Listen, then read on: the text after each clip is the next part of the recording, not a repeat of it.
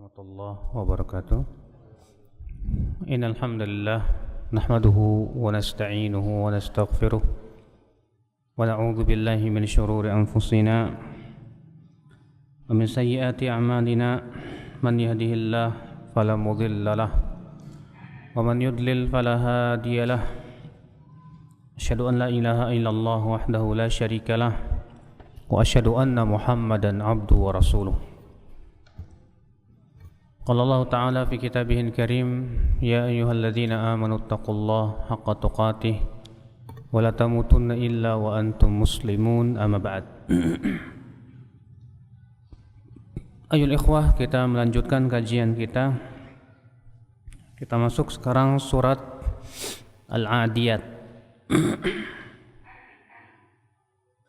Allah Ta'ala berfirman, wal 'adiyati dhabha فالموريات قدحا فالمغيرات صبحا فأثرن به نقعا فوسطن به جمعا إن الإنسان لربه لكنود وإنه على ذلك لشهيد وإنه لحب الخير لشديد أفلا يعلم إذا بعثر ما في القبور وحصل ما في الصدور Inna rabbahum bihim yawma idzil lakhabir. Allah berfirman, wal 'adiyati dhabha, demi kuda-kuda yang berlari dengan kencang sambil terengah-engah. Para ulama berbeda pendapat mengenai makna al-'adiyat di sini ya. Kebanyakan ulama dan ini penafsiran Ibnu Abbas bahwa yang dimaksud dengan al-'adiyat di sini, demikian pula al-muriyat, al-mughirat, yaitu kuda-kuda. Sementara Ali bin Abi Thalib menafsirkan bahwa yang dimaksud dengan al-'adiyat di sini itu al-ibil. Apa itu? Yaitu unta. Namun wallahu alam, pendapat yang paling kuat adalah pendapat Ibnu Abbas. Kenapa? Karena kata dhabha, dhabh itu tidak diberikan kecuali kepada dua binatang saja, kuda dan anjing. Iya. Wal 'adiyati dhabha, demi kuda-kuda yang berlari kencang ya dan terengah-engah. Fal muriyati qadha, dan demi kuda-kuda yang mengeluarkan api dari kuku-kukunya karena apa? Ya, beradu dengan bebatuan sehingga mengeluarkan api begitu. Fal mughirati subha, dan demi kuda-kuda yang menyerang di waktu subuh. Fa atharna bihi naq'a, maka kuda-kuda itu pun menerbangkan debu. Fa wasatna bihi jam'a, dan kuda-kuda itu pun masuk ke dalam kancah peperangan. Di sini Allah bersumpah dengan kuda-kuda. Biasanya ya akhi, Allah apabila bersumpah dengan salah satu dari makhluknya, menunjukkan akan keutamaan makhluk tersebut. Ya, seperti misalnya Allah berfirman, wattini wazzaitun, demi buah tin dan demi buah apa? Zaitun. Kenapa Allah bersumpah dengan buah tin? Demikian pula buah zaitun. Ternyata tin dan zaitun itu dua buah yang banyak sekali khasiat-khasiatnya. Luar biasa. Di sini juga Allah Subhanahu wa taala bersumpah dengan kuda. Ada apa dengan binatang kuda, akhi? Dan ternyata binatang kuda ini ya disebutkan oleh Rasulullah SAW mempunyai keutamaan, keistimewaan. Apa itu? Yang pertama hadis bahwa Rasulullah SAW bersabda, al-khailu ma'qudun fi nawasihil khaira ila yaumil qiyamah. Kuda-kuda itu diikat di ubun-ubun itu kebaikan sampai hari kiamat. Ya, makanya kuda-kuda itu ya akhi ya kata Rasulullah, diikat di ubun-ubunnya kebaikan. Maksudnya apa diikat kebaikan? ya sampai hari kiamat. Yang jelas wallahu alam yang dimaksud dengan diikat kebaikan di ubun-ubunnya ya bahwa kuda-kuda ini ya selalu digunakan untuk hal-hal yang sifatnya kebaikan, terutama ketika kuda-kuda tersebut digunakan untuk ya berperang di jalan Allah Subhanahu wa taala. Di antara keistimewaan kuda bahwa memelihara kuda itu bisa sebagai penutup dari kefakiran. Dalam sebuah hadis Nabi sallallahu alaihi wasallam ia bersabda, kata Rasulullah, al-khailu thalathah, kuda itu ada 3 macam.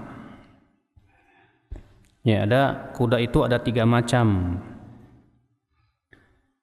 Al-khailu li thalathatin li rajulin ujir, kuda yang pahala bagi seseorang, wali rajulin sitr, dan kuda yang menjadi penutup bagi seseorang, wa ala rajulin wizr, dan kuda yang menjadi dosa bagi seseorang.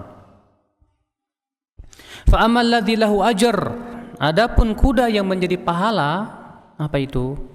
Farajulun rabataha fi sabilillah fa'atalaha taylaha fi marajin aw rawdah fama asabat fi tayliha dhak fil maraji wal rawdah kana lahu hasanat walau annaha quti'at tayluha fastannat sharafa aw sharafaini kanat atharuha wa awrathuha wa arwathuha hasanat lahu walau annaha marrat binahrin fasharibat minhu walam yarid an yusqa bihi kana dhalika hasanat lahu wa huwa lidzalika rajul ajr.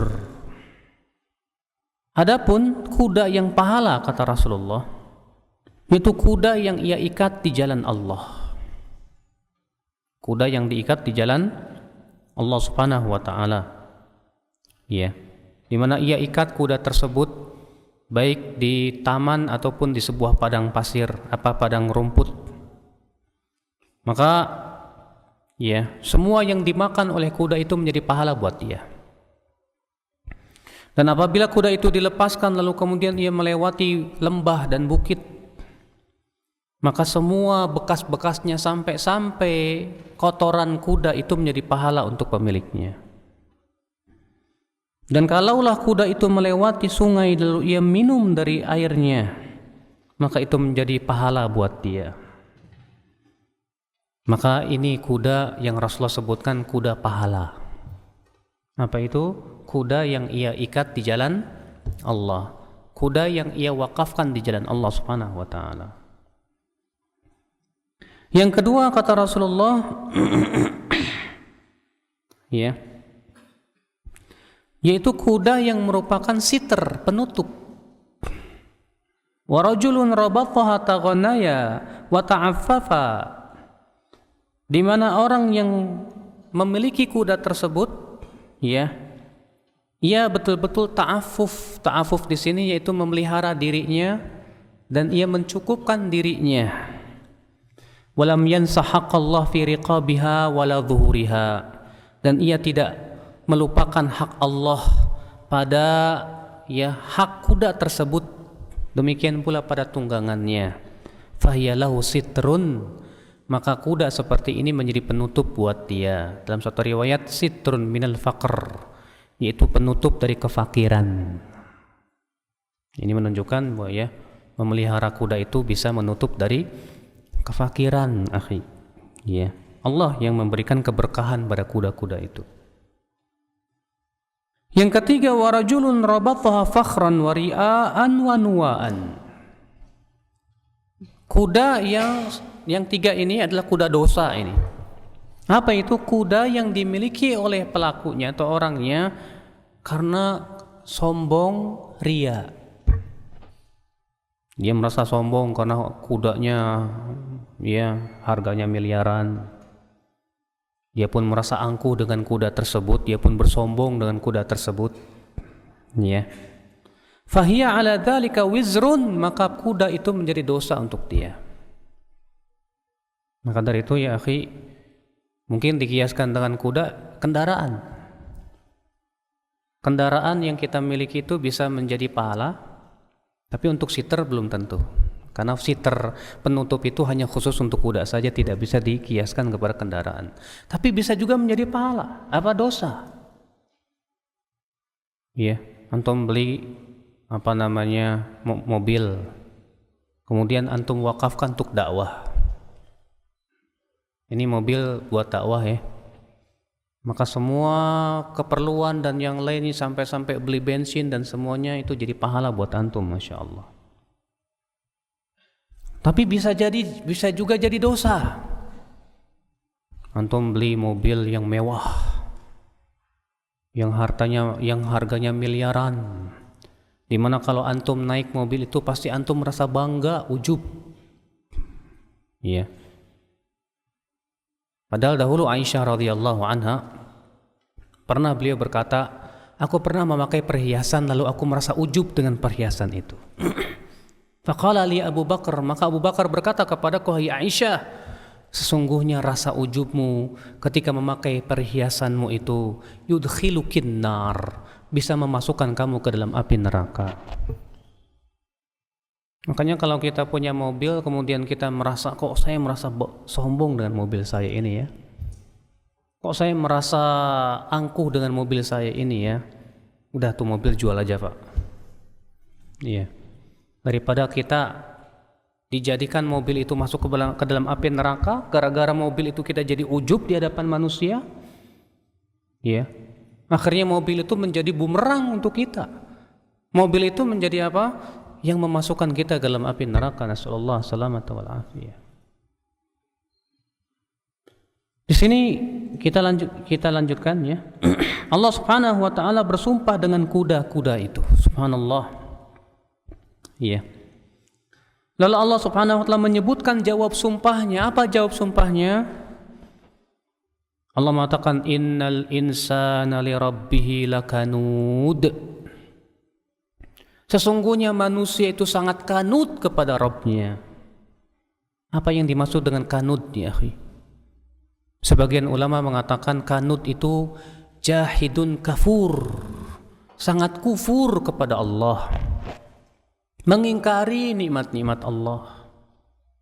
Sementara Al-Hasan Al-Basri mengatakan kanut itu adalah orang yang selalu mengingat musibah-musibah yang Allah berikan kepada dia dan lupa dengan nikmat-nikmat yang Allah berikan kepada dia. Iya, itu sifat orang yang kanut, akhi. Ditimpa sakit, ngeluh, sehingga akhirnya yang dia pikirkan cuman, kok Allah kasih saya sakit? Padahal berapa banyak nikmat-nikmat yang Allah berikan kepada dia. Akhirnya yang dia ingat hanya ujian yang Allah berikan kepada dia saja. Dia tidak ingat, bahkan dia lupa kepada nikmat-nikmat yang Allah berikan kepada dia yang sangat banyak sekali. Maka ini orang kanut. Ya. Allah mengatakan innal insana li rabbih lakanud. Sesungguhnya manusia kepada Rabbnya sangat kanut. Ya kufur. Dan memang ya akhi, coba kalau kita pikirkan berapa banyak nikmat yang Allah berikan kepada kita setiap detik. Saya tidak katakan setiap jam mas, setiap detik. Satu detiknya berapa banyak nikmat yang Allah berikan kepada kita. Kita bisa melihat, kita bisa mendengar, kita bisa bernafas. Iya. Mata kita, nikmat di dalam mata kita berapa banyak saraf-saraf yang ada. Belum lagi di telinga kita berapa banyak ya, subhanallah. Belum lagi makanan itu terus diberikan kepada kita. Belum lagi cahaya mentariknya memberikan manfaat untuk manusia. Belum lagi tanah yang kita pijaknya, yang kemudian Allah tumbuhkan berbagai macam tumbuhan-tumbuhan. Belum lagi binatang-binatang untuk keperluan apa protein hewaninya. Allah mengatakan ya, berapa banyak nikmat. Allah mengatakan apa? Wa in ta'uddu ni'matallahi la tuhsuha. Kalau kamu menghitung-hitung nikmat Allah, kamu tidak akan bisa menghitungnya. Tapi terkadang, Mbak, kita ini sering kali dijadikan oleh syaitan lupa terhadap nikmat. Yang kita selalu ingat terkadang apa? Sedikit Allah ambil kenikmatan kepada kita, kita protes. Kita menjadi orang yang kufur. Bahkan terkadang ketika Allah berikan kenikmatan kepada kita, kita nisbatkan kenikmatan tersebut kepada diri kita. Saya kan kaya raya ini karena kecerdasan saya dalam berbisnis. Saya ini punya kedudukan tinggi ini ya karena keuletan saya. Akhirnya sama dengan orang siapa? Si Qarun. Di mana si Qarun berkata apa? Innama utituhu ala ilmin indi. Aku diberikan kekayaan ini, kata si Qarun, karena ilmu saya, karena kepintaran saya, karena kecerdasan saya. Ini namanya kanud ya, akhi. Iya. Kufur terhadap nikmat Allah Subhanahu wa taala. Berapa banyak nikmat yang Allah turunkan kepada kita setiap detiknya, setiap menitnya, tapi ternyata yang naik kepada Allah maksiatnya. Allah sengaja selalu memberikan nikmat kepada kita agar kita mau mencintainya. Coba bayangkan sama antum. Kalau ada orang yang selalu memberikan kepada antum kebaikan, misalnya antum tiap hari dikasih 1 juta, semua kebutuhan dipenuhi, semua keperluan diberikan, kira-kira antum senang gak sama orang itu, Pak? Dia tidak mengharapkan apa-apa dari antum. Dia selalu berbuat baik kepada antum. Yang namanya jiwa manusia seharusnya ya jubilat ala mahabbati man ahsan ilaih, dijadikan yaitu suka dan cinta kepada orang yang selalu berbuat kebaikan kepada dia, ya tidak? Iya. Siapapun manusia yang selalu berbuat baik kepada kita, kita akan cinta kepada dia. Tapi subhanallah, ketika Allah selalu berbuat baik kepada kita setiap detiknya, setiap menitnya, kenapa Allah berikan nikmat? Agar hambanya mau mencintainya. Tapi kita selalu berpaling dari mencintai Allah. Kita semakin diberikan nikmat kok malah semakin jauh dari Allah ya. Bukannya semakin cinta kepada Allah, bukannya semakin dekat kepada Allah Subhanahu wa taala. Itulah kanud ya, akhi. Ya. Innal insana li rabbih lakanud. Sesungguhnya manusia kepada Rabbnya sangat kanud sekali. Ya, sangat kufur terhadap nikmat-nikmat yang Allah berikan kepadanya. Wa innahu ala dzalika lasyahid. Dan sesungguhnya ia menyaksikan atas dirinya. Wa innahu, di sini terjadi ikhtilaf para ulama, dhamirnya kembali ke mana? Sebagian mufassir ahli tafsir mengatakan di sini wa innahu kembali kepada Allah. Wa innahu ala dzalika lasyahid. Artinya sesungguhnya Allah menyaksikan akan kekufuran manusia. Sementara sebagian ahli tafsir mengatakan di sini dhamir kata ganti yang kembali kepada manusia itu sendiri. Artinya bahwa manusia sebetulnya menyaksikan dirinya itu kufur kepada Allah. Sebagaimana Allah berfirman, balil insanu ala nafsihi basirah. Sesungguhnya manusia itu sebetulnya tahu tentang apa yang ada dalam dirinya. Iya. Allah juga berfirman, "Makana lil musyrikina ay ya'muru masajidallah syahidina ala anfusihim bil kufr." Dan tidaklah selayaknya orang-orang musyrikin itu memakmurkan masjid-masjid Allah dalam keadaan mereka menyaksikan sendiri diri mereka bahwa mereka itu kafir kepada Allah. Sebetulnya manusia sadar bahwa dirinya itu apa? Banyak kufur kepada Allah. Setiap manusia yang paling tahu tentang dirinya lah. Ya. Maka Allah mengatakan wa innahu ala dzalika lasyahid. Sesungguhnya manusia itu menyaksikan akan kekufurannya sendiri, atau sesungguhnya Allah menyaksikan akan kekufurannya. Wa innahu lihubbil khairi lasyadid.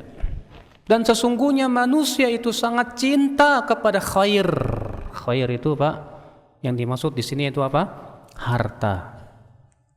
Ya, harta itu seringkali oleh orang Arab disebut dengan khair. manusia itu sangat cinta kepada harta ya akhi. Karena saking cintanya dengan harta, banyak manusia tidak peduli halal ataupun haram. Yang penting dia dapat duit, yang penting dia bisa meraih harta. Banyak manusia karena saking cintanya harta, akhirnya ia bermusuhan karena dunia. Banyak manusia karena harta, akhirnya ia memutuskan silaturahim. Banyak manusia karena harta ya akhwat Islam, akhirnya putus ukhuwahnya, persaudaraannya. Subhanallah ya akhwat Islam, a'azakumullah. Maka Allah mengatakan, wa innahu lihubbil khairi lasyadid. Sesungguhnya manusia itu sangat cinta kepada harta. Kata Rasulullah, lau kana libni Adam wadiyan, kalaulah manusia itu punya 2 lembah emas, la ahabba an yakuna ya lau kana libni Adam ya wadin min dhahab, kalaulah anak Adam mempunyai 1 lembah emas, dia akan berharap apa? Punya 2 lembah emas. Kalau dia punya 2 lembah emas, dia berharap bisa punya 3 lembah emas. Dan ternyata kata Rasulullah, tidak ada yang bisa memenuhi ya rasa puasnya kecuali tanah. Ikhwatul Islam, azakumullah. Maka dari itulah ya akhi, Allah dan Rasulnya selalu mengingatkan kepada kita tentang hakikat dunia. Allah selalu mengingatkan di dalam Al-Quran, apa itu dunia? Dunia itu rendah. Allah berfirman, wa mal hayatud dunya illa mata'ul gurur. Tidaklah kehidupan dunia kecuali kesenangan yang menipu. Selalu Rasulullah SAW mendidik para sahabat agar betul-betul tahu dan faham bahwa dunia itu menipu, bahwa dunia itu di mata Allah rendah, bahwasanya dunia di mata Allah itu hina. Bahkan Rasulullah SAW ketika itu pernah bersabda kepada seorang sahabat yang bernama Abu Darda yang sedang makan. Kata Rasulullah apa kepada Abu Darda, ya Abu Darda, akalt, kamu sedang makan? Iya ya Rasulullah. Ila ma yasir, makanan itu setelah kamu makan jadi apa? Kata Abu Darda, ila ma qad alimta ya Rasulullah, kepada apa yang kau telah tahu ya Rasulullah. Kata Rasulullah, demikianlah Allah memberikan perumpamaan tentang dunia. Kamu membuat makan, diberikan bumbu-bumbu yang enak, yang nikmat, setelah dimakan keluar-keluar ya gitu juga mas, bau. Itulah dunia kata Rasulullah SAW. Tapi subhanallah kita lebih senang memperebutkan tinja mas. Kita lebih senang memperebutkan yang Rasulullah sebutkan seperti kotoran kita sendiri. Iya. Ikhwatul Islam, azakumullah. Memang sih siapa sih yang tidak cinta duit? Siapa sih di antara kita yang tidak cinta harta? Saya yakin semua manusia cinta harta. Akan tetapi Allah Subhanahu wa taala memberikan batasan tentang cinta harta. Jangan sampai cinta harta itu menguasai hati kita. Jangan sampai cinta harta itu melebihi cinta kita kepada Allah dan Rasulnya. Jangan sampai akhi, ya, cinta kita kepada harta membuat kita gelap mata. Sudah tidak bisa melihat halal dan haram lagi. Kadang kan orang karena cinta harta subhanallah ya, untuk mengambil yang halal itu sulit sekali ya Pak. Ada orang kerja di tempat yang haram. Ketika dia ngaji baru tahu ternyata itu haram. Nah, terkadang disinilah ujiannya ya. Diuji oleh Allah Subhanahu wa taala dengan pekerjaan yang haram. Bagaimana ini? Maka disitulah diuji rasa cinta dia kepada harta. Apakah dia akan lebih mencintai Allah dan Rasulnya atau tidak? Demikian pula ya, ketika kita diminta oleh Allah untuk menginfakkan harta kita, zakat, diuji oleh Allah. Makanya Rasulullah SAW mengatakan bahwa sedekah itu apa? Burhan. Was-shadaqatu burhan. Sedekah itu burhan. Apa itu burhan? Burhan itu kata para ulama bukti akan keimanan seorang hamba. Kenapa sedekah itu burhan, Pak? Karena kata para ulama, manusia itu mempunyai sifat cinta harta. Tapi ketika ia bisa memanage rasa cinta kepada hartanya tersebut, kemudian ia mau menginfakkan kepada fakir miskin, itu bukti bahwa memang ia beriman kepada Allah dan kehidupan akhirat. Iya. Kita lanjutkan, Allah berfirman, wa innahu lihubbil khairi lasyadid. Sesungguhnya manusia itu sangat cinta kepada harta. Kemudian Allah mengingatkan, afala ya'lamu idza bu'thira ma fil qubur. Apa dia tidak mengetahui apabila dikeluarkan apa yang ada dalam kuburan? Artinya apa dia tidak tahu dan tidak ingat bagaimana nasib dia nanti ketika mayat-mayat itu akan dikeluarkan dari kuburannya dan dibangkitkan kembali pada hari kiamat? Apakah harta-harta itu akan bisa memberikan manfaat kepada dia? Apakah emas yang dia miliki, mobil yang ia miliki, rumah yang ia miliki, demikian pula uang yang ia simpan, itu bisa menyelamatkan ia dalam kehidupan akhirat nanti? Tidak. Allah mengatakan, yauma la yanfa'u malu wala banun. Pada hari itu tidak bermanfaat lagi harta dan anak-anak. Kecuali siapa? Illa man atallaha biqalbin salim. Kecuali orang yang datang kepada Allah membawa hati yang selamat. Di hari itu ya akhi, pada hari kiamat, harta dan anak-anak sudah tidak ada manfaatnya. Yang bermanfaat di hari itu adalah hati kita. Hati kita, apakah hati kita akan membawa kebeningannya ataukah akan membawa kotoran-kotorannya? Allah demi Allah ya akhi, hati yang kotor tidak akan masuk ke dalam surga sampai dibeningkan dulu oleh Allah Subhanahu wa taala. Makanya keselamatan kita pada hari kiamat itu bukan dengan banyaknya harta. Keselamatan kita di hari kiamat itu bukan dengan tingginya pangkat dan derajat. Tapi keselamatan kita nanti pada hari kiamat itu dengan hati kita.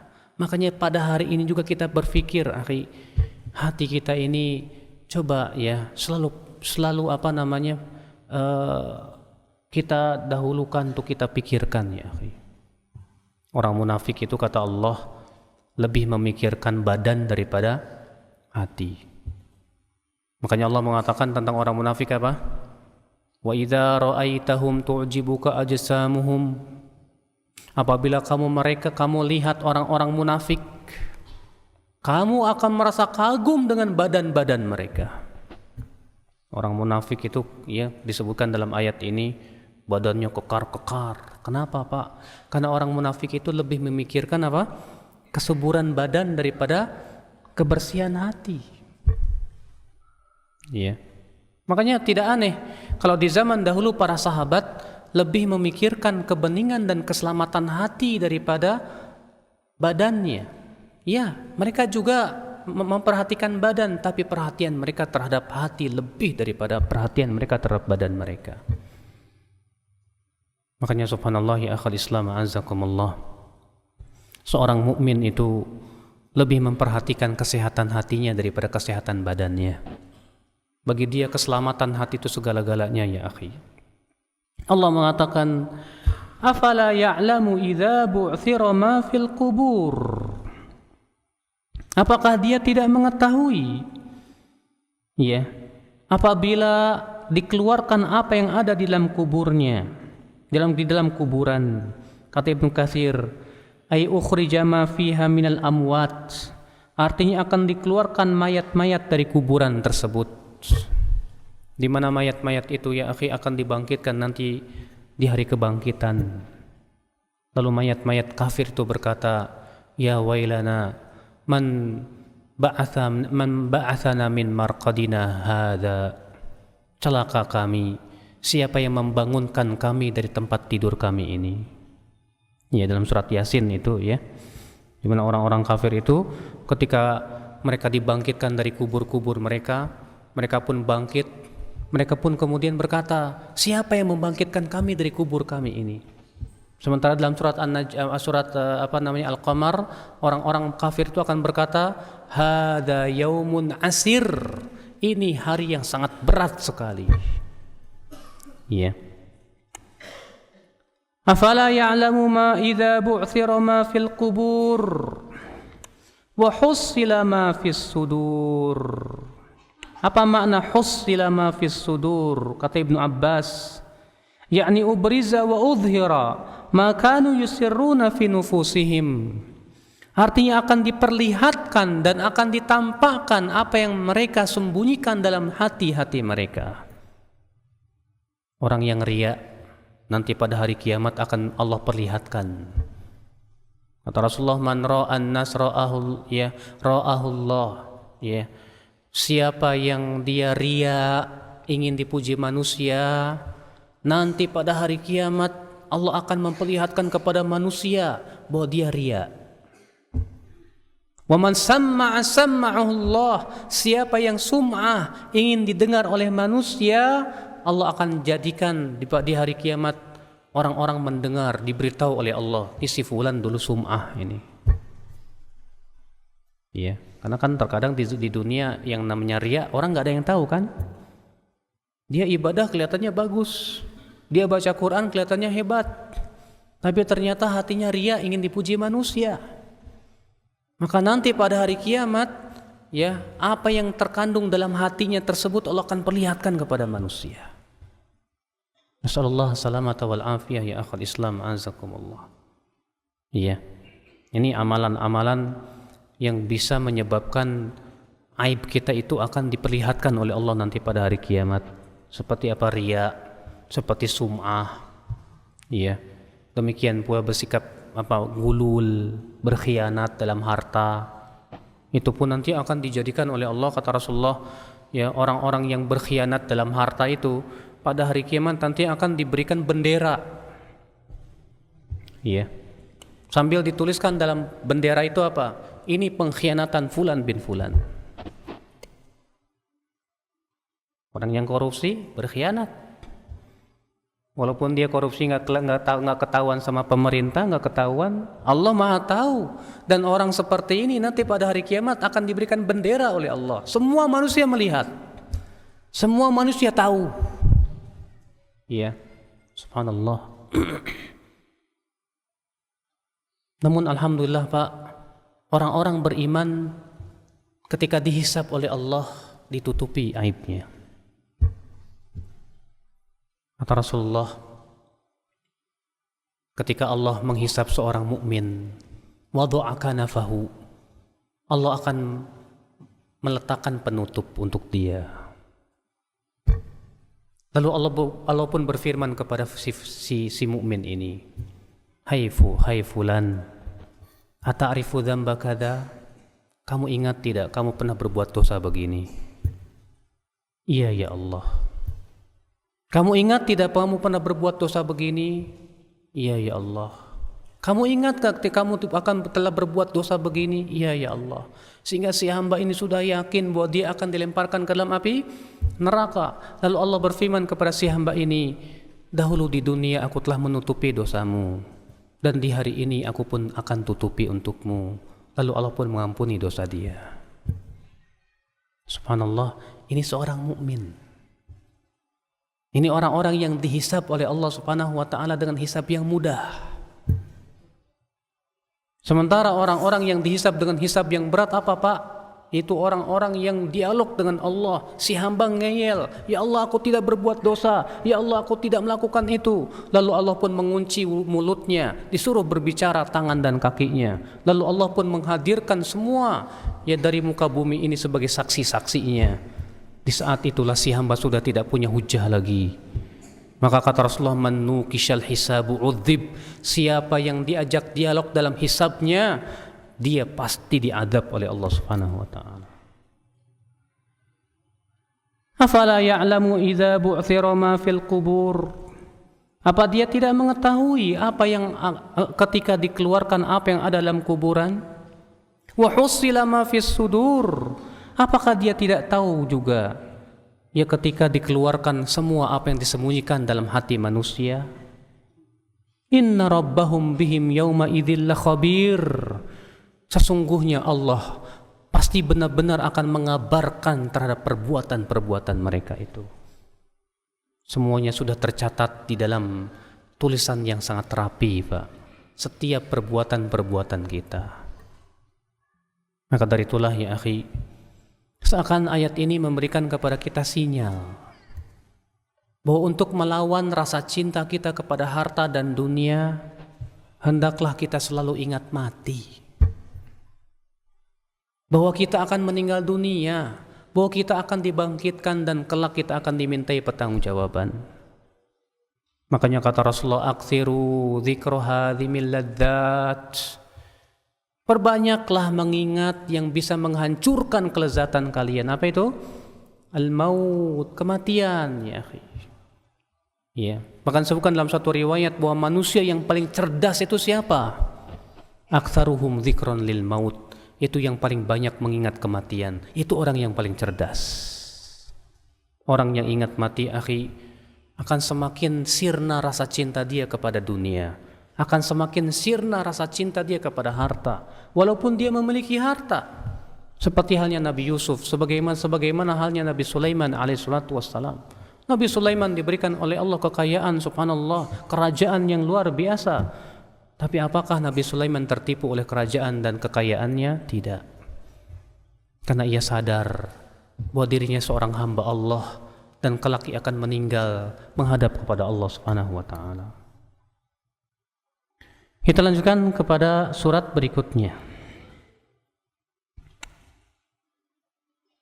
Allah berfirman, "Idza zulzilatil ardu zilzalaha."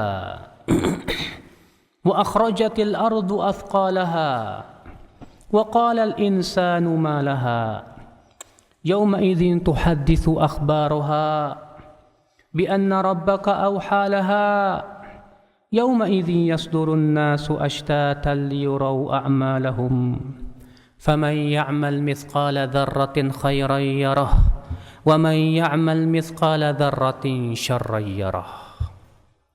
Idza zulzilatil ardu zilzalaha, apabila bumi diguncang dengan sekeras-kerasnya. Ya. Taharrakat min asfaliha, dia bergerak dari bawahnya. Bayangkan, Pak, antum pernah merasakan gempa enggak, Pak? Lini itu biasanya gempanya kecil gitu kan, goyang doang. Gimana rasanya kalau antum berada di Aceh, atau antum berada di Padang sana, atau antum berada di Jogja kemarin ketika terjadi gempa yang cuma 8 skala Richter. Paling tinggi di dunia ini gempa berapa? Ya, 8, 9, 10 itu udah dahsyat. Hari kiamat lebih dari itu ya akhi. Ya. Bayangkan ketika orang gempa, kita lihat aja di Padang, ketika gempa orang sudah kalap, bingung dia. Sudah lupa kepada anak, sudah lupa kepada istri, sudah lupa kepada karib kerabat, yang dia pikirkan bagaimana menyelamatkan dirinya sendiri. Betul. Itu baru gempa yang kita rasakan sekarang ini ya. Bagaimana dengan gempa nanti pada hari kiamat? Nasallallahu salamata wal afiyah. Namun alhamdulillah, Pak, orang beriman tidak akan merasakan gempanya hari kiamat. Karena Rasulullah SAW mengatakan bahwa baina yaday sa'ah, sebelum datangnya hari kiamat, Allah akan mengirimkan angin yang lembut yang akan mencabut nyawa setiap orang yang ada dalam hatinya sebesar biji sawi keimanan. Karena Rasulullah mengatakan la taqumus sa'ah illa ala syiraril khalqi, tidak akan tegak hari kiamat kecuali kepada seburuk-buruknya makhluk, kata Rasulullah SAW. Alhamdulillah. Makanya dunia ini tidak akan kiamat selama masih ada orang Islam. Selama masih ada orang Islam, dunia nggak bakalan kiamat. Tapi ketika orang Islam sudah meninggal semuanya, disitulah tegak hari kiamat. Iya. Idza zulzilatil ardu zilzalaha, apabila bumi itu diguncang dengan seguncang-guncangnya. Wa akhrajatil ardu athqalaha, dan bumi pun mengeluarkan athqalnya. Athqal itu ya disebutkan dalam hadis Nabi sallallahu alaihi wasallam yang dimaksud dengan athqalaha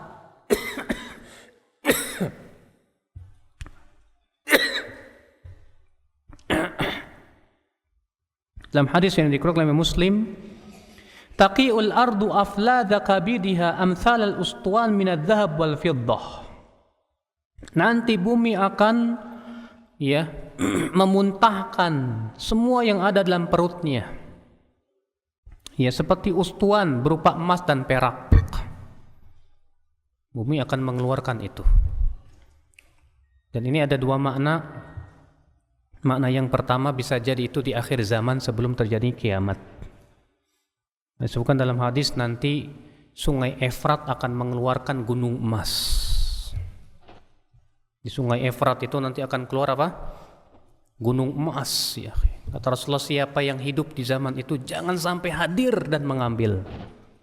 Karena orang akan berlomba-lomba mengambilnya. Di mana dari setiap 100 orang yang selamat cuma 1 orang.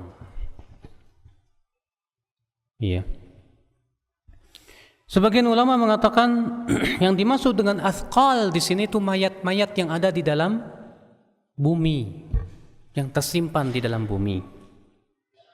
Wa akhrajatil ardu athqalaha wa qala al-insanu ma laha. Lalu manusia pun akan bertanya-tanya, ada apa dengan ini? Kejadian apa ini? Gempa yang luar biasa dahsyat, hari kiamat yang subhanallah luar biasa ya akhi kengeriannya.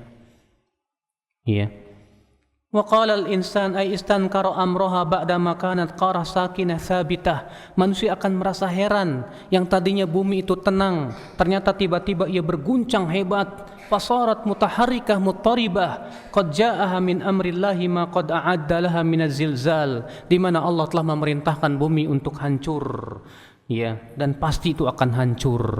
Kemudian bumi pun akan mengeluarkan dari perutnya semua orang yang telah mati dari awal sampai akhir.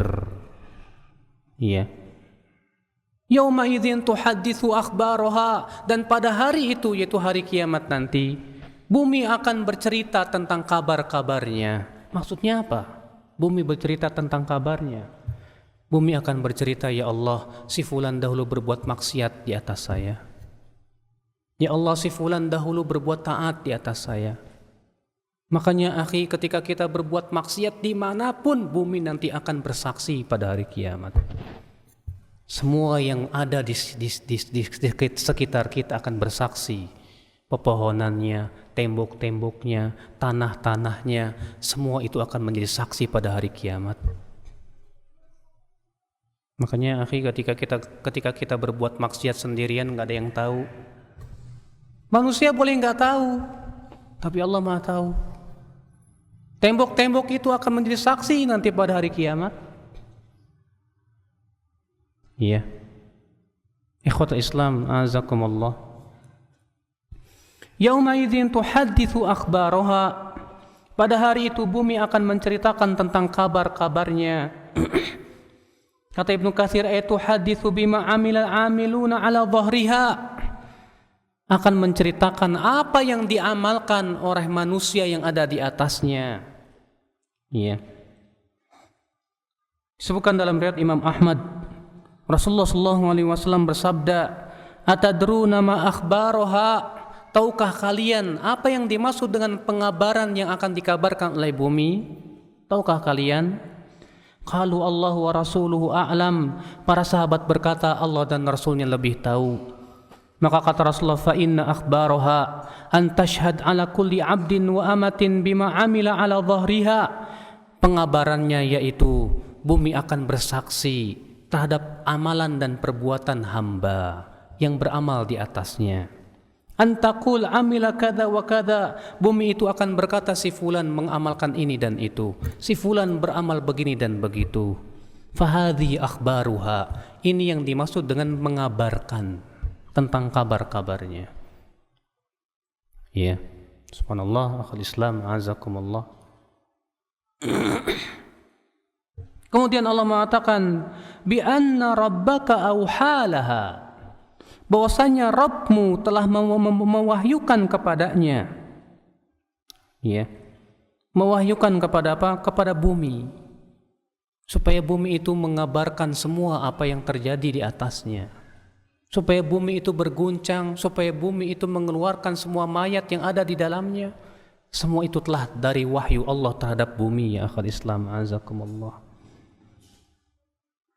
Kemudian Allah mengatakan, faman ya'mal mithqala yauma idzi yasdurun nasu ashtatan liyurau a'malahum.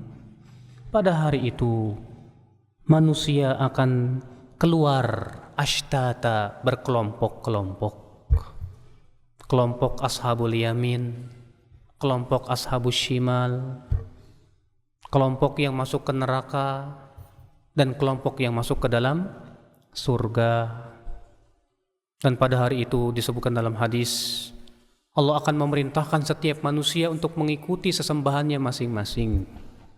Yang menyembah matahari akan ikut matahari. Yang menyembah bintang akan ikut bintang. Yang menyembah Nabi Isa, maka Nabi Isa akan berlepas diri darinya. Yang menyembah Ali bin Abi Thalib, demikian pula Ali bin Abi Thalib akan berlepas diri darinya.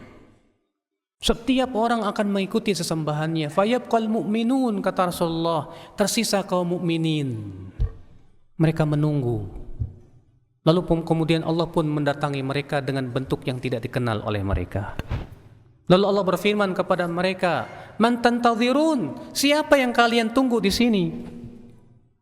Kata kaum mukminin, nantadhiru rabbana, kami menunggu Rabb kami Allah. Lalu Allah berfirman, ana rabbukum, aku Rabb kalian. Kata kaum mukminin, ma'adallah an nusyrika billahi syai'a, kami berlindung kepada Allah untuk mempersekutukan Allah sedikit pun juga. Fayakshifu ansaq, lalu Allah pun menyingkapkan betisnya. Di saat itulah kemudian kaum mukminin pun sujud kepada Allah. Disitulah ya akhi, manusia akan berkelompok-kelompok nanti pada hari kiamat itu. Iya, di sana dikelompokkan para nabi, para ulama, orang-orang salihin. Demikian pula orang-orang yang banyak berbuat dosa dikelompok-kelompokkan oleh Allah Subhanahu wa taala. Yauma idzi yasdurun nas ashtata. Pada waktu itu manusia akan menjadi berkelompok-kelompok sesuai dengan keadaan mereka di dunia. Untuk apa? Liyurau a'malahum, supaya diperlihatkan kepada mereka balasan amalan mereka. Subhanallah. Lalu Allah mengatakan, faman ya'mal mithqala dzarratin khairan yarah wa man ya'mal mithqala dzarratin syarran yarah. Siapa yang mengamalkan kebaikan walaupun sebesar biji sawi sedikit pun juga, ia akan melihat balasannya. Dan siapa yang melakukan keburukan walaupun sebesar biji sawi, dia akan melihat balasannya, ya akhi. Pasti itu. Dan terkadang kata para ulama, amalan yang kecil menjadi besar pahalanya di sisi Allah. Kenapa? Karena niat dan keikhlasan. Dan amalan yang besar menjadi kecil di mata Allah karena niat dan kurangnya keikhlasan. Makanya kata Rasulullah, la tahqiranna minal ma'rufi syai'a, kalian jangan menganggap remeh kebaikan walaupun sedikit. Jangan. Iya. Walaupun kamu tersenyum ke wajah saudaramu, itu kebaikan. Walaupun kamu berinfak dengan kikil sekalipun, itu kebaikan. Jangan, kata Rasulullah, menganggap kebaikan sedikit pun juga. Karena setiap kebaikan yang kita anggap remeh bisa jadi di mata Allah besar, Pak. Contohnya aja nih, ya kisah yang Rasulullah kabarkan tentang siapa? Pelacur. Si pelacur yang kehausan, kemudian ia menemukan sumur. Turunlah ia ke sumur tersebut, minum dia. Ketika dia naik, ternyata di sana ada apa? Anjing sedang menjilat-jilat tanah saking hausnya. Akhirnya si pelacur ini berpikir, ini anjing pasti kehausan seperti saya. Dicopot sepatunya, digigitnya sepatu itu. Turun dia ke sumur. Kemudian sepatunya dipenuhi oleh air, digigitnya, naik lagi dia. Kemudian diberikan ke anjing tersebut. Maka Allah pun berterima kasih kepada si pelacur tersebut dan mengampuni dosa dia. Memberi minum anjing padahal. Banyak orang menganggap remeh kan? Makanya kebaikan sekecil apapun jangan kita Barangkali dengan kebaikan itu, gara-gara itu Allah masukkan kita ke surga. Kita tidak tahu ya akhi. Dan keburukan sekecil apapun jangan kita anggap remeh. Kata Rasulullah, iyyak wa muhaqqaratidz dzunub. Hati-hati kalian dengan dosa-dosa yang dianggap remeh. Hati-hati. Karena perumpamaannya, kata Rasulullah, seperti suatu kaum yang singgah di lembah, yang satu bawa ranting, yang satu bawa ranting, satu bawa ranting. Akhirnya apa? Lama-lama besar. Dan sesungguhnya dosa-dosa kecil itu apabila Allah minta, ya Allah akan balas, itu akan bisa membinasakan dia. Makanya dahulu para sahabat tidak pernah bertanya kepada Rasulullah, "Hei Rasulullah, ini dosa kecil apa dosa besar ya?" Tidak pernah. Makanya aneh ada yang bertanya ke saya, "Ustadz, kalau memandang perempuan dosa kecil apa dosa besar?" Kata saya, haram akhi. Dan jangan Anda tanya dosa kecil apa dosa besar. Karena Rasulullah mengatakan hati-hati dari dosa yang dianggap remeh oleh manusia. Kata Ibnu Rajab, terkadang gara-gara dosa yang dianggap remeh itu, seorang hamba matinya su'ul khatimah. Iya, dia menganggap remeh. Makanya kata Ibnu Qudamah, tidak ada dosa kecil apabila ia melakukan dosa tersebut dalam keadaan ia menganggap remeh. Berarti dosa kecil menjadi besar kapan itu? Kalau kita sudah menganggap remeh dosa tersebut. Ini kata Ibnu Qudamah, ada 3 keadaan di mana dosa kecil bisa berubah menjadi dosa besar. Apa 3 keadaan itu? Yang pertama, ketika ia melakukan dosa kecil itu terus-menerus, maka ini berubah menjadi dosa besar. Yang kedua, ketika ia melakukan dosa kecil itu dengan meremehkan, maka ia berubah menjadi dosa besar. Dan yang ketiga, ketika ia melakukan dosa kecil itu seorang ajengan yang diikuti oleh manusia. Iya. Iya sih, yang melakukannya dosa kecil, tapi yang melakukannya ustadz. Wah, sudah gitu ustadz yang dipandang manusia lagi. Akhirnya orang-orang akan menganggap ustadz itu aja melakukan itu. Dosanya gede Pak buat dia. Iya. Maka dari itu jangan sekali-kali akhi menganggap remeh kebaikan sekecil apapun. Dan jangan sekali-kali menganggap remeh keburukan sekecil apapun. Ingat, orang-orang yang terbiasa dosa besar itu akibat daripada meremehkan dosa kecil. Makanya kata Ibnu Qayyim rahimahullah, ya, setan itu pintar ketika menyeret manusia. Diseretnya oleh setan, dijadikan si hamba ini meremehkan dosa kecil dulu. Setelah dia menganggap remeh dosa kecil dan ia terbiasa dengan dosa kecil, mulai diseret oleh setan kepada dosa besar. Hati-hati akhi. Iya. Maka dari itu Allah mengatakan, "Faman ya'mal mithqala dzarratin khairan yarah wa man ya'mal mithqala dzarratin syarran yarah." Kata Rasulullah, ya, sebutkan dalam hadis, "Innal 'abda la yatakallam bi kalimatin min sakhatillah la yulqi biha balan yahwi bihi fi nari jahannam 70 kharifa." Seorang hamba berucap-ucap dengan kata-kata dari kemurkaan Allah yang ia anggap remeh. Gara-gara ucapan itu Allah masukkan ia ke dalam api neraka sejak 70 tahun. Gara-gara satu ucapan, bayangkan. Ucapan.